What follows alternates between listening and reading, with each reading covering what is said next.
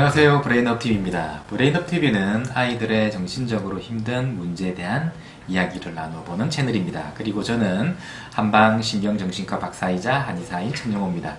주로 아이들의 힘든 문제를 다루는 채널인데요. 오늘은 성인틱장에 대한 이야기를 나눠보도록 하겠습니다. 요즘 그 성인틱장애가 정말 많습니다. 유튜브 같은 데 나오는 그런 정말 심한 그런 경우는 실제로 좀 드뭅니다만은 하루 종일 같이 근무하는 혹은 하루 종일 같이 생활하는 그 동료나 가족들은 충분히 알 수 있을 정도의 틱을 하는 사람들은 제법 많이 있습니다. 옛날에는 사실 그렇게 성인 틱장애가 그렇게 많진 않았습니다. 그런데 이제 그 아이들의 틱장애가 점점 더 늘어나다 보니까 시간이 흐르면서 제대로 치료받지 못했던 그 소아 틱장애 환자들이 이제 성인기까지 지속이 되면서 결국 이제 성인 틱장애도 같이 늘어나게 된 것인데요.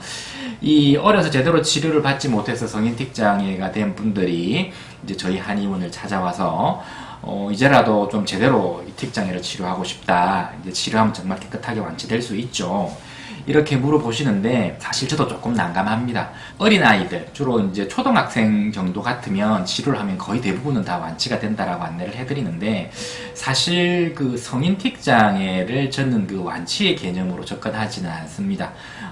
호전의 개념으로 접근을 합니다. 무슨 이야기냐 하면 보통 초등 틱장애가 보통은 이제 유치원 때 혹은 초등학교 저학년 때 주로 생긴다고 보면 저희 한의원에 오는 성인 틱장애가 보통 20대, 30대가 위주라고 하면 최소한 10년, 보통 20년 가까이 틱을 하고 있다는 이야기인데 그것을 사실 정말 몇 개월 치료한다고 해서 깨끗하게 정상이 사라지게 하는 것은 힘들고 지금의 정상보다 정상을 한 절반 정도 보전시키는 줄이는 것을 목표로 치료를 한다는 이야기거든요. 그러면 어떤 분들이 이렇게 했죠. 치료해서 완치되는 것도 아닌데 뭐하러 치료하느냐. 잘 모르는 분들은 이렇게 얘기를 할 수 있는데 이 틱장애를 가지고 있는 분들은 실제로는 굉장히 그 고통이 큽니다. 남들의 시선 이런 거는 차후 문제고 일단은 그 근육틱을 하는 분들은 자기도 모르게 팍팍 이렇게 움직여버려요.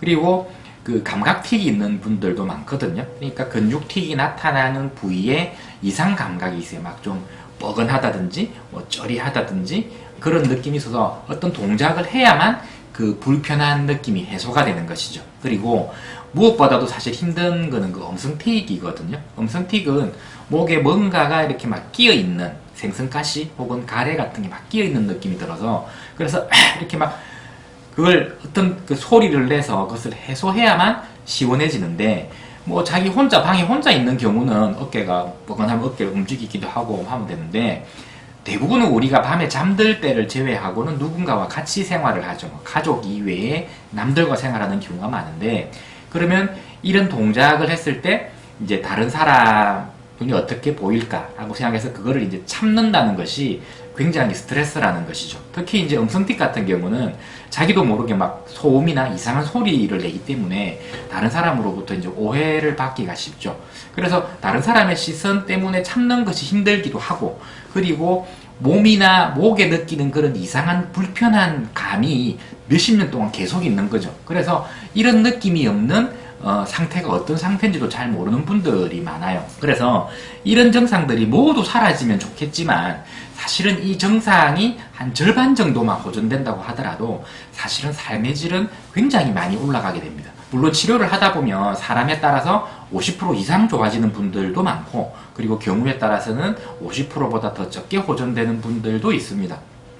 이 정상의 경과가 좋지 않은 분들은 직업적으로 밤낮이 완전히 바뀌어서 생활을 한다든지 혹은 어쩔 수 없이 새벽녘에 밤에 잠을 자야 된다든지 컴퓨터 작업을 직업적으로 계속 해야 되는 분들 이런 분들은 그 치료 효과가 앞으로 조금 떨어지는 편이고 경과가 좋은 분들은 이것과 반대되는 분, 즉 그러니까 생활이 좀 규칙적인 부분들은 치료의 효과가 조금 더 좋다고 보시면 됩니다. 그러면 이 지긋지긋한 성인 틱을 죽을 때까지 가지고 가야 되는 것이냐? 근데 그렇지는 않습니다.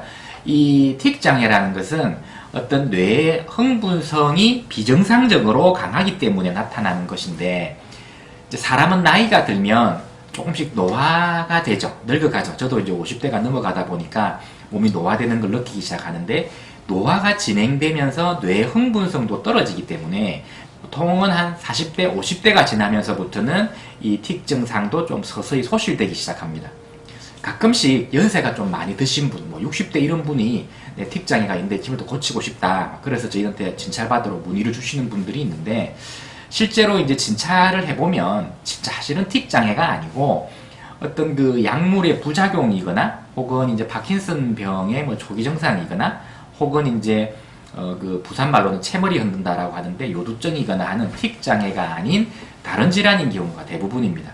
예, 나이가 많이 들어서 노인이 되어가면 틱 증상도 사라질 수 있다는 말 많이 위안이 되셨나요?